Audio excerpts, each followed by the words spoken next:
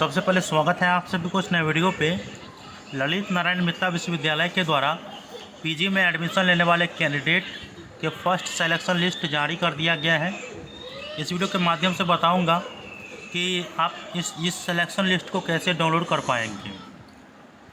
देखिए ये 506 पेज में है और कैसे चेक कर पाएंगे अपना नाम, वो भी मैं आप लोगों को बताऊँगा। वीडियो को शुरू से अंत तक देखिएगा। वीडियो अच्छा लगे तो लाइक करके चैनल को सब्सक्राइब करके ऑल नोटिफिकेशन को ऑन करके जरूर रखिएगा। चलिए मैं सभी जानकारी को डिटेल में बता देता हूँ।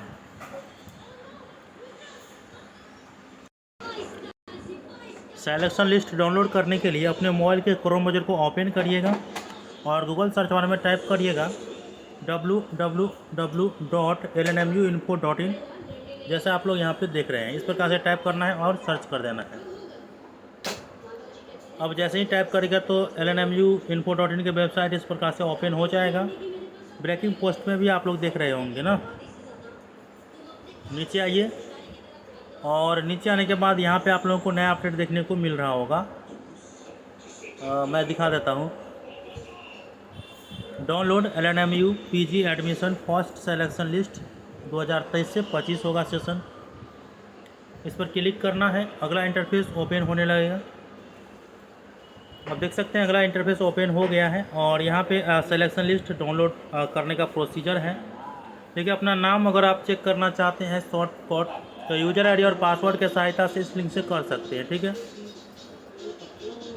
इसके बाद जो है आप लोगों को सिलेक्शन लिस्ट जो अभी डाउनलोड जारी किया गया है उसे डाउनलोड करना है। तो देख सकते हैं यहाँ पे PDF फाइल डाउनलोड करने का ऑप्शन दिया है। तो इस पर आप लोगों को क्लिक करना है। ये वाला लिंक है, ये नहीं समझिएगा, ये लिंक है, ठीक है। इस पर आप लोगों को क्लिक करना है। इसके बाद ये PDF फाइल आप लोगों को डाउनलोड हो जाएगा और उसे ओपन करिएगा तो आप लोगों को यहाँ पे देखने को मिल जाएगा 506 पेज का, ठीक है। देखिए आप लोग आवेदन किए थे तो ज़रूरी नहीं है कि फर्स्ट सिलेक्शन लिस्ट में सभी का नाम आ जाए।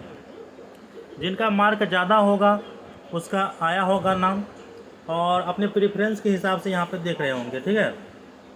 और जिनका कम मार्क होगा उनका नहीं आया होगा तो उसका हो सकता है कि दूसरे सिलेक्शन लिस्ट में नाम आए, ठीक है।